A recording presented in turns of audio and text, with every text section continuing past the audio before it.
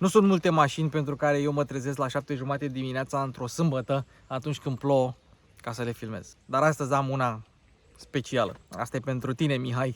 Este Cricul Suprem. Ce înseamnă Cricul Suprem? Înseamnă o limuzină de lux, o limuzină bengoasă, o limuzină care nu a avut caroserie break. Uite o chestie interesantă. Latitude era peste Laguna în gamă. Talismanul le-a înlocuit pe amândouă, dar tot clasă medie e. Asta era clasă mare și nu a fost făcută în versiune break, sau cum le zicea Renault la ele. Touring, Sports și alte asemenea. Nu. Asta a fost S-clasul de la Renault. Are 11 ani, 212.000 de kilometri. E într-adevăr o variantă mai slab echipată. Existau până în 30.000 de euro, erau cu scaune cu masaj, erau cu parfum interior, erau cu draci cu laci. Nu, asta e o versiune mai de bază, dar de vreo 3 ani tot încerc să prind una să o filmez și uite că într-un final am găsit-o.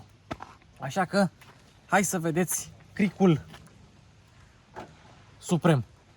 Ia zi, vericule, ce-i facem? Vreau ca bijuteria mea să ajungă pe mașini cu Luci Popa. Adu-o la servis să o facem să pară mașină de om realizat. Gata, frățic. Este un motor Puternic rău de tot. destul de... Power VR1 9 TDI, urci cu el pe munte de n-ai treabă. Vrei să schimbi mașina, vrei să fie second hand, du-o și verifică-o la mecanic. Nu poți să faci asta, poți să încerci măcar car vertical. Ei bine, bagi seria de șasiu și obții un raport. Și vezi dacă a fost curată, dacă are kilometri dați înapoi, dacă a fost taxi sau dacă a fost lovită. Ce-i drept, car vertical nu e Dumnezeu pe pământ, ceea ce înseamnă că rapoartele pot să spună ceva valoros sau pot să nu spună nimic valoros. Dacă tot încerci car vertical, încearcă linkul meu, ai 10% reducere, o parte din bănuți se duc pentru hrană, pentru animalele din adăposturile de animăluțe și, cel mai important, îl enervăm pe Mihai Popescu. În primul rând, hai să-i mulțumim lui Eddie B, așa, sau Eddie B, așa are el pe YouTube. Face vloguri cu ride sharing, Bolt, Uber, Free Now, whatever, tot ce înseamnă de taximetrie, ride sharing, Bolt, Uber. Dacă vă interesează subiectul, avem și un podcast împreună, intrați acolo la el pe canal, pe Eddie B. El ne-a dat mașina, a făcut 20.000 de kilometri Bolt cu ea. Acum nu mai folosește în acest scop, dar am vrut să-i mulțumesc pentru această ocazie. Așa, ce a fost Latitude? Latitude a fost un produs corean, mașina e făcută în Coreea. Bine, mai existat și versiuni făcute în Rusia, pentru că atunci când a fost prezentat Renault Latitude, a fost prezentat la Salonul Auto de la Moscova. El a mai fost prezentat la Seoul în 2009 sub sigla Samsung, Samsung SM5. Samsung, pentru cine nu știe, sau Renault Samsung Motors, era divizia coreană de autoturisme a lui Renault. Renault a cumpărat-o de la Samsung, a numit-o Samsung Motors, mai ulterior Renault Samsung Motors, iar acum Renault Motors Corea. Nu se mai numește Samsung, dar am impresia că sigla a rămas, nu știu dacă o să pună sigle de Renault pe ele. Ei bine, și Samsung a făcut Koleos, a făcut Latitude, există și Talisman, SM6 se numește, culmea, asta e SM5, aia e SM6, deși Latitude era peste Talisman în gamă. Cam asta este istoria. Făcută pe platformă de Laguna 3, evident, alungită, 4,9 m, asta era mai lungă decât un... Uite, Bogdan, cel care mă filmează, că am auzit 4,9 m a făcut... Bă, el are pasat, știi, cu break cu 4,8 m, și că 4,9 m, uite ăla de acolo. Și că pasat cu 4,9 m.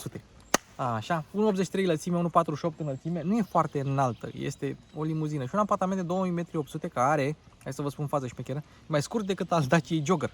Dar cu toate astea, era o limuzină care se baza pe spațiul interior. Trebuia să fie vândută în Canada sub numele de Mitsubishi Galant și în Mexic se vindea sub numele de Renault Safran.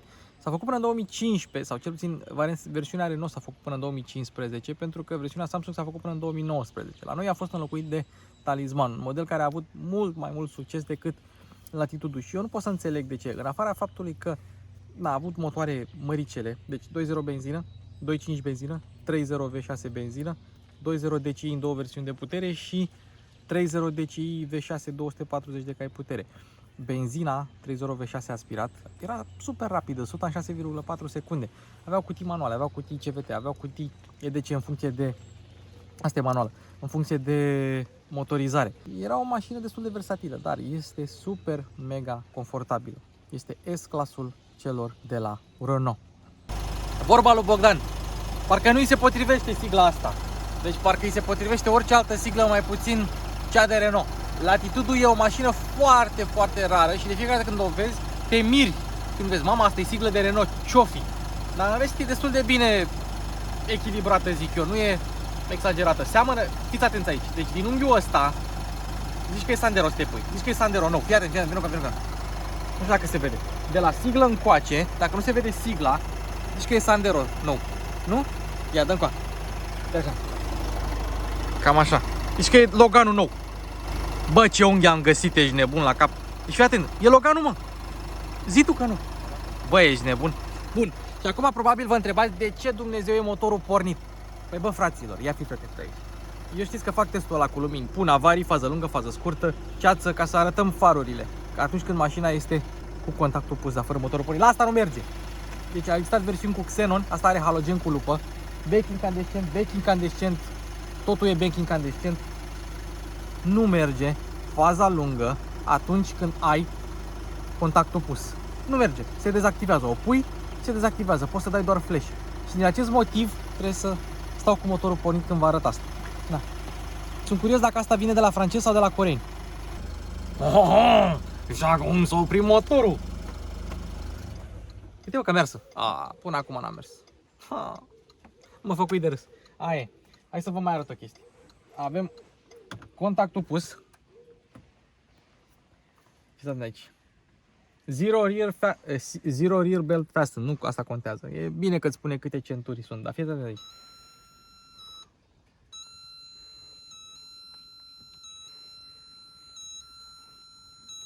Ăsta e sunetul pe care îl scoate mașina atunci când pui poziția sau faza scurtă cu contactul pus. Ce stupizenie! Poți să faci o melodie și uite, îi dai fază lungă și nu vrea. Poți să dai doar flash. Deci nu v-am mințit. Am oprit motorul. Fiți atenți cum face când se încuie. Are keyless. E șmecherie mașina. Zici că face ca o Dacie obosită. Cam așa face. Ia vină încoa. Și acum hai înapoi. Hai înapoi. Ia fii atent aici. Dacă vrei să o deschizi. Mersi, mon cher. Dar oglinzile nu se depliază decât dacă apeși pe buton sau dacă pornești motorul. Altfel nu. E un pic ciudat pentru că oglinzile te ajută să știi dacă mașina e încuiată sau nu. O poți încuia de aici. Așa, și dacă tragi imediat, nu se descuie, dar dacă pui mâna la câteva secunde după, se descuie, așa cum ați văzut acum. Altă chestie. Cheița de Renault. Proprietarul se plânge că nu poate să o pună la chei, la breloc, nu poate să o pună în portofel. E foarte neergonomică, cu toate că ei au vrut să încapă în portofel. Cumva. Bun. O deschizi așa și mai are și un locaș, o să vă arătăm mai târziu unde se pune.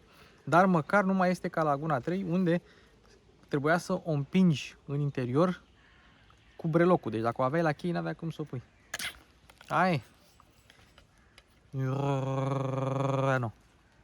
Renault Samsung. Asta e sigla de Samsung Motors. Să se vadă că mașina e făcută în Coreea. Bine, nu e făcută la Moscova ca cele pentru Rusia, doar în Rusia se vindeau. Fără airbag-uri, fără mai știu eu ce. Că Putin n-are treabă cu din asta. Hai să o deschidem un pic.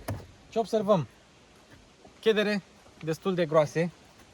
Și aici. Peste tot. Chedere destul de groase. O deschidere destul de mare. Fiți atent aici. Tablă goală, tati. Tablă goală. Deci nu sună multe limuzine așa cum sună asta. Așa, altceva. Materiale moi. Bun, material moale. Material tare, material moale. Imitație de piele. Material tare și luminițe. Buzunarele nu sunt foarte mari, nu sunt foarte încăpătoare, dar ce vreau să vă... Ia, asta e metal? Nu, e plastic. Așa, ăsta tot plastic e. Da, vedeți? 200 și ceva de mii kilometri. Nu scârție. A rezistat bine testul timpului. Și voi ați văzut vreodată mai multe butoane pe ușă în viața voastră? Adică au trebuit un buton de depliere, un buton de pliere. Deci nu trebuie să fac același buton. Ok, hai să înțeleg. Butoanele de reglaj, stânga, dreapta, whatever. Geamurile, așa. Aici avem blocarea geamurilor, portbagajul și rezervorul. O să-l arătăm și pe ăla imediat. Dar multe butoane. N-am văzut în viața mea atâtea butoane. Ia. Hai să o închidem. Și un lucru mai vreau să vă mai arăt. Se vede mai bine în spate, dar arătăm și aici. Ăsta e pragul. Vezi? Ăsta e tot prag. Are unele dintre cele mai înalte praguri pe care le-am văzut la o mașină vreodată. Mai ales la una atât de joasă și de scundă cum e Latitude. Acum hai să mergem în spate. Acolo unde, dacă îi punea o ușă de S-Class, intra. Ușa asta este imensă. Este imens. Dar nu stă. Trebuie să ții de ea tare ca să stea. Așa. În spate, ia fi de material moale. Material moale. Material tare. Material tare, nu e capitonat. Dar, o chestie interesantă, mașina nu are child lock. Nu are blocarea ușilor pentru copii. Nu înțeleg de ce au făcut chestia asta, de ce să nu poți să faci lucrul ăsta. Nu are așa ceva. Și alt lucru, specific mașinilor franțuzești, dar nu grupului Renault, ci grupului PSA, Peugeot, Citroën, Opel DS, whatever. Ia fiți atenți aici. Apropo, se vede că deschiderea e destul de mare și spațiul este. O să intrăm în detalii despre spațiul interior un pic mai încolo, dar ia fiți atenți aici. A? Simplu, tati. Simplu, simplu. Hai să arătăm și rezervorul. Evident avem una bucată diesel. Și acum, lăsând la o parte că e diesel, nu că ar conta asta foarte mult, rezervorul e de 70 de litri. Mie îmi plac mașinile cu rezervoarele mari. 7 ori 9, mama mia, 7 ori 9. Atâta costă un plin la asta. 6.300.000. Vai de capul meu. Dar măcar faci minim 1000 de kilometri. 1000 de kilometri dacă mergi tare. Deci undeva la 1200 de kilometri. Nu e rău. Nu e rău. Dacă tot suntem aici, hai să vedem. Versiunea asta care era authentic, cred că era, că nu era privilej și nu era nici inițiale sau ceva. Deci asta era autenticul. Venea cu jante pe 16, pardon, pe 17, dar poți să-i pui și pe 16. Ia vină cu hai să vă mai arăt ceva înainte de asta de jante. Aici unde sunt dimensiunile anvelopelor și presiunile, au pus același abțibild ca la Espas. Ca la Espas, nu ca la Scenic. Ăsta e abțibildul de pe Espas. L-au pus pe Latitude. Deci puteai să-i pui de la 16 la 18. Asta văd că are jantele pe 17. Discurile de frână sunt mai mari pe spate, sunt 300 de milimetri. Oricum doar diametru, că ele așa ca și carne, ca și metal, mai mult pe față și frenează oricum mai mult cu fața. Dar diametrul în sine e mai mare, 300 de mm pe spate, mari pe spate, 296 mm pe față, nu e mare diferență. Dar suspensie independentă pe spate. La Talisman, modelul care a urmat după mașina asta, nu mai avem independentă pe spate. Cu toate că la niciuna din ele nu poți să pui tracțiune integrală. La Talisman poți să pui for control-ul. Și mai e o chestie interesantă, la Talisman aripa față e de plastic, la asta e de metal. Încă un detaliu de anti-coscating, cum s-ar spune, unde nu s-au zgârcit. Latitude-ul se încuie cu contactul pus. Mai rar la mașini chestia asta, văd că la asta se poate. Becuri, peste tot becuri, nu avem LED-uri niciunde, mașina oricum a apărut acum 12 ani, nu prea se puneau LED-uri. Avem o bandă oarecum cromată pe care scrie Latitude, emblema Renault. Lasă-mă că nu contează dacă plouă pe cameră, că nu e Sony, e iPhone. Așa, o singură țeavă pe V6-uri, că au stat două V6-uri, după cum spuneam, erau două țevi. Și hai să vă arăt o chestie în primul rând la lunetă, aici. Vedem geamul în sine, cât de înăuntru este față de restul caroseriei. E o soluție pe care am mai întâlnit-o la câteva mașini, dar nu la multe. Alt lucru, portbagajul. Și fiți atenți aici. Deci poți să-l descui doar din cheie. Mă rog, puteai când era mașina nouă, că acum nu mai merge. Așa. Și îl deschizi foarte greu. Alele, cât de greu e de deschis. De ce Dumnezeu se deschide atât de greu? Bine, probabil ar fi și vârsta. 477 de litri, deschidere mare, dar nu e mega bine compartimentat. Observăm scaun de copil, trotinete, alte chestii, ulei, elf, deși mașina nu mănâncă așa de mult ulei. Nu e foarte mult de spus despre portbagaj. O margine de încărcare mare. Au făcut o limuzină cu un portbagaj mai mic decât la Avensis, mai mic decât la Passat. Nu e nimic rău în asta, pentru că are spațiu interior măricel. Dar, văzurăți, se deschide greu, dar se închide foarte ușor. Nu puteau să le facă pe amândouă să se deschide, să se închidă ușor. Nu puteau. Bun, și acum să trecem la interior. Stați un pic, că îmi sună telefonul. Alo? Da, sunt la filmare. Lasă-mă în pace. Da. Ok. Bun, și acum hai să vorbim despre Alo, da. Am înțeles.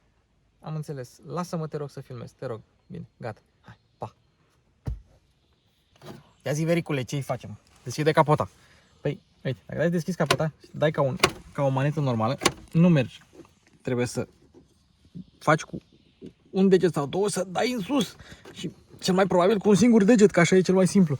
E foarte greu, foarte enervant și nu e foarte bine pus acolo. Dar mă rog, măcar poți să deschizi capota. Hai să deschidem. Fiți atenți aici. Te gândești, hai deschidem capota, ok, da? Hai să gândești că poate o fi așa ca la anumite mărci germane. Nu, pentru că grila asta este umplută. Aici e goală, goală, goală, umplută. Nu e asta o problemă. Ok, te cauți. Nu e. Trebuie să îți prinzi degetele așa. Nu mai pot să le scot. Trebuie să pui mâna așa undeva pe aici, să-l deschizi. Și când o deschizi, te miri care amortizoare. Doar că ele nu mai țin.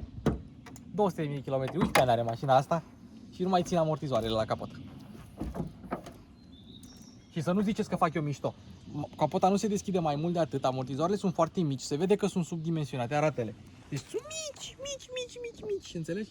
Ei, și după 11 ani, opa, nu mai merg. Ce nasol. Ce nasol! Dă-mă drumul la capotă! Bun. Deci, doamnelor și domnilor, bățul tradițional este mai bun. Ia să vedem.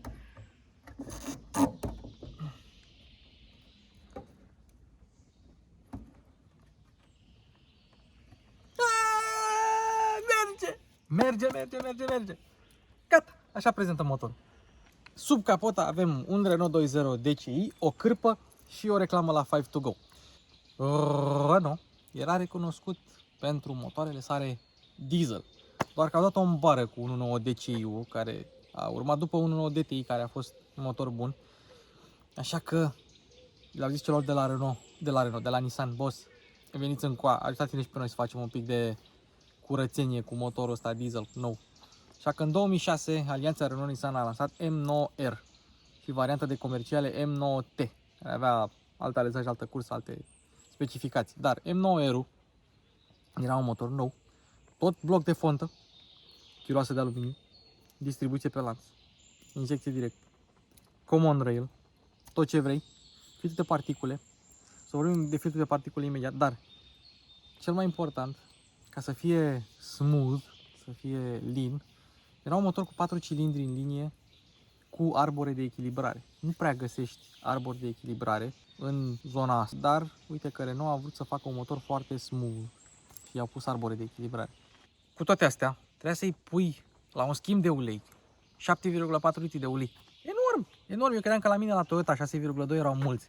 7,4 la 2.0 DCI-ul ăsta. Enorm. Avea DPF, deci pe talisman, pe latitud s-a pus 150 de cai și 175, care aveau filtru de particule. Doar pe Laguna, am impresia, s-a pus 130 de cai fără filtru de particule. În rest, 150, 170, 175 și GTU 180, alea aveau filtru de particule. Și filtrul de particule la motorul ăsta era super durabil. Adică se recomanda schimbarea la 200.000 km, dar sunt modele în ziua de astăzi care merg 350-400.000 km fără niciun schimb de filtru de particule. La mașina asta țeava e un pic neagră, semn că ceva s-a întâmplat pe acolo. Mașina a fost rulată foarte mult în oraș în prima parte a carierei, a duratei de viață, sau kilometrii sunt dați înapoi, pentru că nici proprietarul nu știe kilometrii exacti a acestei mașini. Știți ce o să facem? După ce prezentăm motorul, o verificăm pe car vertical, vedem câți kilometri are real. Alt lucru foarte durabil la mașinuța asta, sistemul de injecție. Deci le-a ieșit pe partea de DPF și pe sistem de injecție, le-a ieșit să fie durabil. Dar ca orice diesel oarecum modern, mai există problema EGR-ului, care trebuie curățat din când în când și undeva prin Franța costă 250 de euro să cureți un EGR. Nu știu cât costă la noi, că n-am curățat niciodată un EGR. Practic asta era cea mai lentă versiune de latitud pe care puteai să o cumperi. Cu toate că motorul avea 150 de cai putere la 4000 de rotații pe minut, 340 Nm cuplu bun și până la 2000 de rotații pe minut, dar asemenea multor dieseluri de Renault se simte cuplos, torchii așa la turații joase mai mici de 2000 de ture Se simte. Apropo, o chestie foarte, foarte interesantă, un lucru neștiut la Talisman, cel mai economic motor pe benzină nu era 2.0 sau 2.5, era 3.0, că era foarte relaxat. Evident, nu e cazul și la dieseluri, ăsta era cel mai economic, avea inscripția Eco 2. După 2011-12 încolo, asta e 2011, dar e prima parte a lui 2011, i-au pus și start-stop. Asta nu are start-stop. E printre singurele sau printre puținele care nu aveau start-stop. Ceea ce înseamnă că o face și mai fiabilă. Performanțe, 10-3 până la 100, 210 viteză maximă și masă la gol 1610 kg. Mașina, pentru cât de mare e, nu e deloc grea. Iar asta o face să se simtă cât de cât fâșneață. O să vedem la proba de condus mai multe. Deci cât de cât fâșneață. Consumul minuscul, undeva la 5,3 zic cei de la Renault, poți să scoți sub 6 lejer, ceea ce înseamnă că poți să te duci în 1200 de km cu un plin fără nicio problemă. Fără nicio problemă.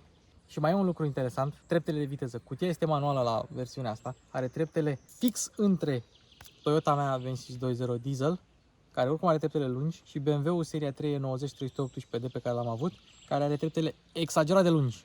Deci la 130 pe autostradă ai 2300 de ture cu acest diesel. Eficientă, evident, la drum întins. Și nici la capitolul aerodinamică nu stă prost. Nu știu exact cu eficientă, dar mi-aduc aminte când a apărut mașina că nu stătea deloc prost. Deci la viteză mare poți să mergi liniștit cu viteză 130-140 să nu-ți faci griji. Sub 6 consum de voie. De voie. Măiu, de s-a mai uitat cine-i vinovat. Am o dragoste de dat, nu de închiriat. Deci ok, butonul ăsta nu mai merge. Când se mișcă, se mișcă o țără, da, nu e mare. Bluetooth, avem și microfon, așa îți dai seama. Ok. Suport de ochelari, Cartiton și suport pentru 2 perechi de ochelari, nu una. Și aici, ia fiți atent aici, unde e lumina? Vrei să vezi unde e lumina?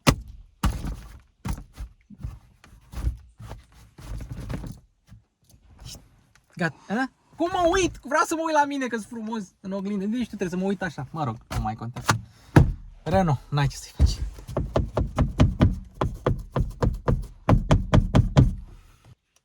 Uite cheia. O băgăm frumos așa. Nu vrei să pui contactul mașinii, nu vrei, că poți face asta, da? Poți face asta, să pui contactul mașinii, da?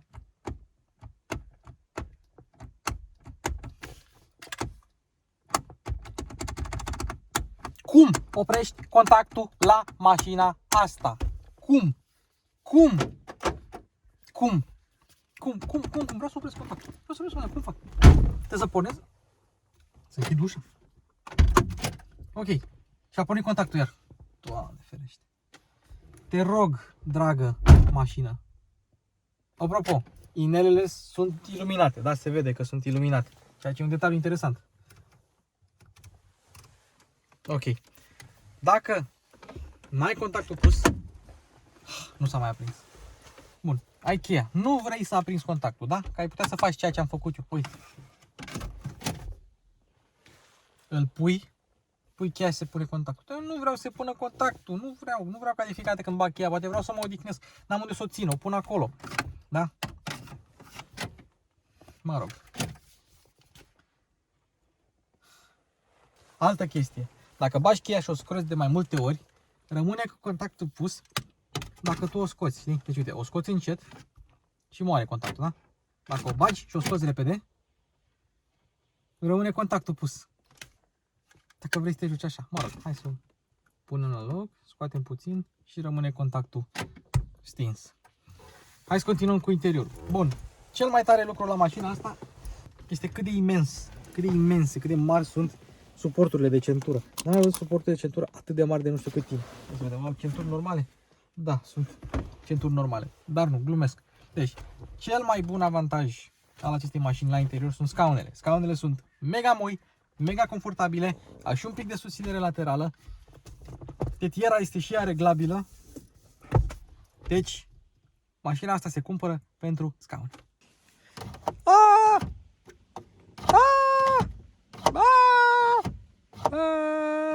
Deci avem buzunar, da, aici pentru diverse obiecte.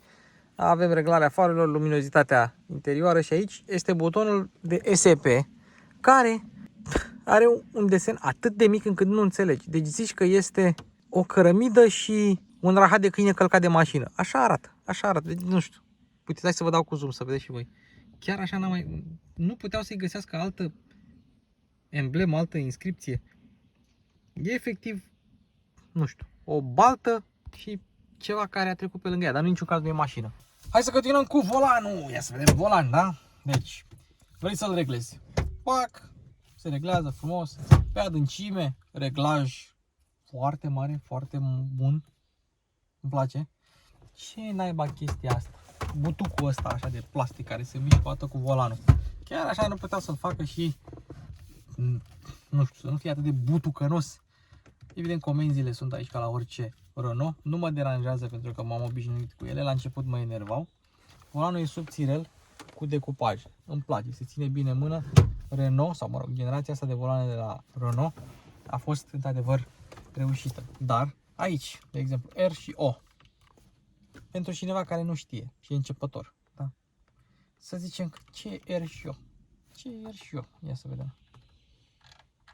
Ia, uite-te ce poză au pus la navigație. Mor. Ok. Da. R și O. R-O. Ce naiba înseamnă R-O? Bine. Acum, toți proprietarii de Renault să-mi spună în comentarii ce înseamnă R-O. Vine de la Renault? Glumesc. Spuneți voi în comentarii. Asta este o ghicitoare pentru voi și o ghicitoare pentru cei care nu au Renault. Poate înțelegeți. Bun. Hai să zicem. Vrei să reglezi viteza la tempomat sau la limitatorul de viteze, da? Ca la orice mașină normală. Plus, minus. Super. Dar cum activezi tempomatul sau limitatorul? Uite, l-au pus aici, lângă scrumieră, ca să poți să scrumezi țigara fix pe butonul ăsta. Nu mai contează. Așa, avem scrumieră. Apropo, hai să vorbim și de materiale. Deci materialele sunt oarecum moi și oarecum tari. Sunt de puține materiale moi și tari în același timp pe care le-am întâlnit vreodată pe mașină. Da? Moale, tare, dar aici nu s-a zgâriat. Cumva consola a rezistat testul timpului. Bine, s-a mai luat un pic pe aici, cromul ăsta, whatever. Dar, în rest, a rezistat foarte, foarte bine. Schimbătorul este imens. Este imens și butucănos. Cu contactul pus se activează senzorii. Foarte tare. Asta să oprim mașina. Așa. Frâna de parcare este electrică, dar are o acționare atât de dură și atât de rigidă încât zici că îți rup degetul de fiecare dată când... Uite și tu. Trag. Nu vrea. Acum vrea. Deci tragi de ea de nu mai poți. Așa. Două suporturi de pahare și o cheie de BMW, pentru că orice proprietar de Renault visează la un BMW. Și avem cotiera, care are cel mai stupid mecanism de acționare. Dar dacă tragi de chestia asta, te aștepți să ridici, dar nu merge. Și risc să o rup. Nu, asta e doar pentru glisat față-spate. Dacă vrei să o ridici, ai aici un buton. USB, AUX, priză de 12, suport de monede și capitonaj. E o cotieră cum trebuie, așa cum se cade. Și mai avem ceva cum se cade. Avem aici un torpedou capitonat și adânc și bun și tot ce vrei. De înaltă calitate. La fel și suportul de ochelari pe care l-am arătat mai devreme. Capitonajul este de foarte bună calitate. Cumva mașina asta e un contrast între bune și rele. Dar are mai mult bune decât rele. Dar dacă este să vorbim un pic despre rele, ia fiți atenți aici. Ați văzut vreodată mai multe butoane? Deci aici avem un panou care putea fi umplut cu butoane, nu are unul singur. Start, stop, aici e nimic, e gol. Încuiere, descuiere, mașină, CD player, buton de volum și acum avem asta, da? Unde e navigația, boss? Gimme Navi. Nu vrea. Asta e cardul SD de la navigație. Așa, hai să o pornim, da? Uite, și avem așa, o clepsidră ca să așteptăm. Pentru că în Renault trebuie să aștepți. Clepsidră. Ia uite mă, familie. Mă întreb ce mai fac ăștia doi care au făcut poza asta cu... Deci dacă mașina a apărut în 2010, poza aia a fost făcută undeva 2009-2008. Da, ce mai face familia asta? Familia Jean-Claude Van Damme sau cum îi cheamă. Hai. Warning, ok. Păsăm pe Dan. Dar care e butonul de Dan? Care e butonul de Dan la chestia asta? Care? Nu avem niciun buton de Dan. Ok. Și acum apăsăm pe asta. Da? Asta, lista cu radio, memorie, T. Ce Dumnezeu înseamnă T? Radio-text. Incredibil, un fel de teletext, dar pentru radio-text. Chiar aveai nevoie de chestia asta. Radio-CD. Dacă pui radio-CD. Și de ce pune radio-CD? Radio, AUX, CD, deci treci printre surse. Nu trebuie să pui sursă aici. Next, Așa, memorii, telefon și butoane de next și previous track. Hai să vedem. Climatizarea. Aici le-a ieșit. Avem AC, off, climatizare mono, dual. Dacă vrei să schimbi între climatizare duală sau mono, tot ce vrei. Recirculare, autorecirculare, are toate funcțiile. Auto, fast și soft. Ca să nu-ți bată aerul. Mie îmi place foarte mult funcția de soft la o climatizare automată, pentru că nu-ți bate aerul să-ți usuce ochii. Deci, climatizarea le-a ieșit. Foarte bună, îmi place, bagă și bine. Mașina asta are totuși o problemă. Îi fluctuează relantiul foarte mult atunci când mergi cu AC-ul pornit. Dar nu despre asta vorbim astăzi, vorbim despre mașină. Altă chestie, uitați-vă la chestia asta. Uitați-vă la chestia asta. Da, pentru sistemul de infotainment. Ce Dumnezeu e asta? Ai asta care nu face nimic, asta care nu face nimic, ai back-ul care într-adevăr face ceva, bravo. Nu ai meniu principal, ai meniu one of three. Așa, lasă harta. Map 2D și 3D. Și asta e harta 3D. Ia să arătăm. Ce mașină e pe harta 3D? Bă, e un Latitude, ești nebun? 2D, 3D. Ia, îți dai zoom? Vai, cât de tare! E un Latitude cu o singură țeavă, ești nebun? Bun, asta e maximum, oricum nu avea hartă. Destination, home, repeat mute, no route planned. Ce tare! Light dark și light dark ca să apeși, uite, să stabilești luminozitatea. Day color brightness, night color brightness. Super tare. Așa, meniu. Asta e ăsta. Și o să intrăm și pe meniu imediat. Și hai să vedem. Info route, find. Deci, așa, uite, traffic information de pe butonul ăla. Advanced. Names, markers, done. Era atât de inutilă navigația asta. Acum 10 ani. Bine, probabil era utilă în Franța și în alte locuri. Da, nu mai contează. Așa, și avem chestia asta. Chestia asta care e un sfârc. Nu e altceva. Francezii sunt și ei cu problemele lor. Și s-au gândit să pună un sfârc. Fix așa, ca un sfârc reacționează. Da? Te joci cu el fix ca un sfârc. Ce se întâmplă cu un sfârc când te joci cu el? Se întărește. Așa și chestia asta. Când te joci cu el un pic, se întărește. Din moale de aici, devine tare. Aici. Fix un sfârc. De ce ai nevoie de 700.000 de butoane pentru o singură navigație? De ce? Nu pot să-mi dau seama. Voiau ei să complice totul. Dar mi-au dat mie de muncă astăzi. Navigație de 2010 Renault. Cu toate astea, e mișto. Recunosc. Se manevrează mișto. Recunosc. Îmi place. Ok. Hai să vedem și tabloul de bord. Cu inele iluminate. Frumos. Vitezometru gradat până la 280 de km pe oră, pentru că toate limuzinele franceze se cred în taxi, în filmul Taxi. Și avem așa, consum, fuel used. Asta e mișto cu fuel used. Știi, ca să vezi cât ai consumat, mai faci tu să mai stai tu să mai faci calcule. Și mașina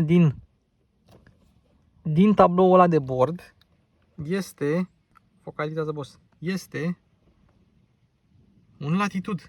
Bravo! Atenție la detalii. Îmi place. Bun, hai să ne mai uităm. Ce mai avem pe aici? Consum mediu 11.8, consum instant, range 470 cu jumătate de rezervor. La consumul ăsta e bine. Distanță parcursă, average, service în... Uite, avea revizie la 2 ani și 30 de kilometri. Doar ce a fost făcută revizia la mașina asta. Niciodată să nu faceți la 2 ani și 30 de mii. 1 an și 10-15 mii. Așa, și aici avem settings menu, press and hold. Și uite, auto, lock while driving, rear parking sensor, volume sensor, nu știu ce, language English, exit. Atât. Și ca să ieși din el, cum apeși? Cum faci? Cum? Cum ieși? Cum dai pe exit? Că dacă în sus e... Cum? Cum dai pe exit? Cum? Pe 2 butoane. Cum dai pe exit? Interesant.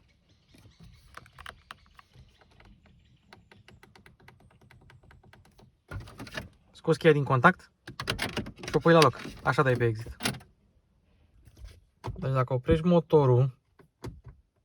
Hai, fă, oprește-te! Mă rog, trebuie să deschizi ușa. Și ai cheia în contact.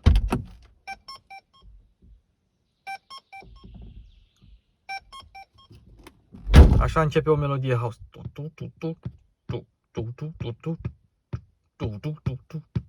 S-Class, boss. N-ai tu spațiu în S-Class cât am eu în Latitude. Am lăsat scaunul în poziția mea de condus pentru că mie mi se pare absolut incredibil ce e aici. Deci mi se pare absolut incredibil. Aia e poziția mea de condus, fără mișto. Incredibil. Bancheta moale, confortabilă. Avem și cotieră. E și lăsată pe spate. Tetiera de data asta nu mai e reglabilă cum e în față. Avem mâner. Spațiul la cap e imens. Dar dacă ai 2 metri o să dai cu capul în asta când stai. Uite așa. Bam. Eu am loc.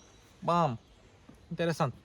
Cu toate astea, geamurile nu sunt foarte mari în spate. Sunt mai mari în față decât în spate. Ele sunt lungi, dar nu sunt înalte. Nu coboară de tot. Dar au toate impuls. Toate cele 4 geamuri au impuls. Pragurile, cum am spus, sunt destul de înalte. Avem mâner și cârlig pentru fiecare loc, mai puțin pentru șofer, că nu ai nevoie. Guri de ventilație, priză de 12.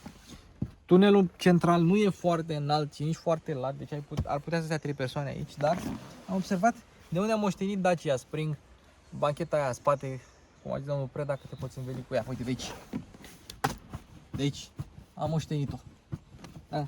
Dacă vrei să rabatezi bancheta, ai aici frumos un suport pentru centură și observăm că luneta nu e foarte mare, pare mult mai mare din exterior decât din interior. Adică e un pic întunecat în mașina asta.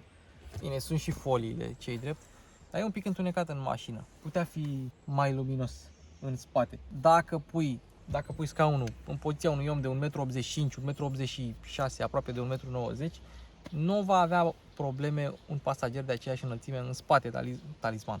Latitude e o mașină foarte mare în spate. Cât de mare?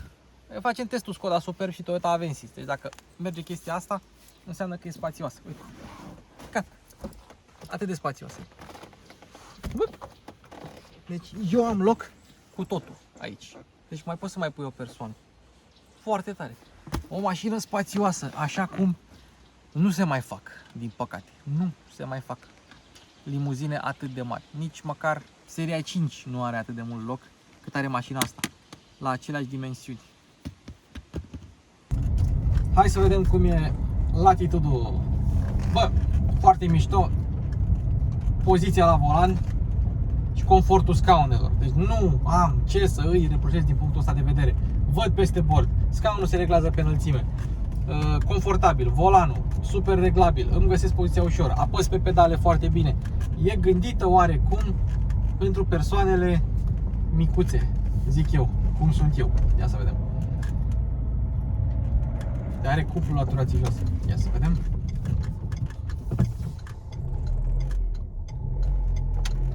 Ambreiajul sănătos. Mușcă de sus, nu mușcă de jos. Am făcut și o rimă. Așa. Un pic zgomotos. Mașina are cuplu, deci nu se simte copleșită de masa mașinii. Vizibilitatea bună, oglinzi mari, oglindă mare. Ok, în spate. Folia și cu luneta aia închisă, mai greu. Dar vezi, tetierele îți obstrucționează un pic vizibilitatea. Nu e problemă. Hai să vedem cum e mașina. Pe suspensie, confortabilă, independentă pe spate. Direcția electrohidraulică și are un diametru de bracaj bunicel mașina. Deci undeva la 11,2 metri pentru cât de lungă e bună. Hai să vedem. 2000 de ture, cu a treia, bum. Motorul trage. Foarte ok. Ia să vedem. În schimb, nu prea simți nimic ce se întâmplă cu mașina în viraje, dar direcția rapidă, surprinzător de rapidă. Și uite, dacă îi dai drumul, imediat. Că nu revine greu, revine foarte repede și foarte arcucioasă, springy, cum să-i spun, uite. Deci, exact ca un arc. Te duci în viraj și dacă dai drumul, imediat te scuipă înapoi. Foarte tare. Așa, schimbătorul. Foarte gros. Te obișnuiești în timp cu el, dar e foarte gros la început. Dacă ai mâna mare, nu va fi nicio problemă. Schimbătorul, cutia destul de precisă. A 6-a, a 5-a, a 4-a, a 3-a, rev matching fără probleme. Ia. Ui. E barcă mașina, deci e barcă. Uite Titanicul cum ia virajul. Are tendință subviratoare. ESP-ul intră de vreme. Bine, avem și cauciucuri de iarnă pe față. Scârție ceva prin mașină. Deci după 212.000 de km scârție ceva prin mașină. Dar ia fiți atent aici. Mă așteptam să fie mai confortabil așa pe dâmburile astea, ia să vedem. Da, deci pe denivelări scurte e un pic rigid. Ia să facem o plecare de pe loc.